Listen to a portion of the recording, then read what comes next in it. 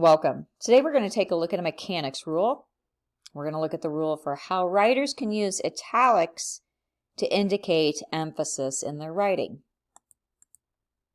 So with this rule, you can use italics to emphasize an individual word or a phrase in your writing. But watch out for this rule. This is something you want to use sparingly, if at all.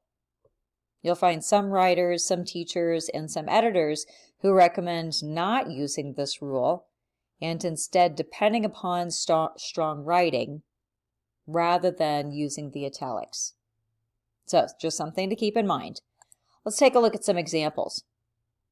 No, really, these are the exact files you asked to see. Here we have the word are that's in italics to emphasize it. So there I was listening to Susan tell us the same story for the millionth time about how she got stuck on the merry-go-round. Here we've got millionth time that's emphasized with that italics. In our next example, look, I already explained the situation. Already is emphasized using the italics there. A couple more examples. That man, if he would close his one mouth and open his two ears, he would get somewhere. This sentence here has two words. They're separated, but they're both in italics. One, to put emphasis on the fact that this person has one mouth, and two, to emphasize the two ears.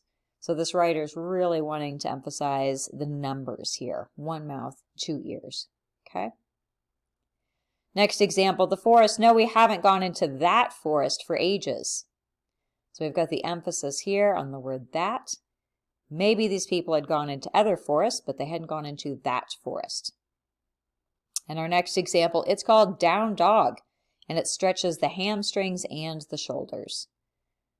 So here our writer has emphasized the words down dog to emphasize that it's a yoga pose. Emphasize those words there. All right, so with this rule here, writers can use italics to show emphasis on individual words or phrases in their writing. I hope this is helpful to you, and good luck with your writing.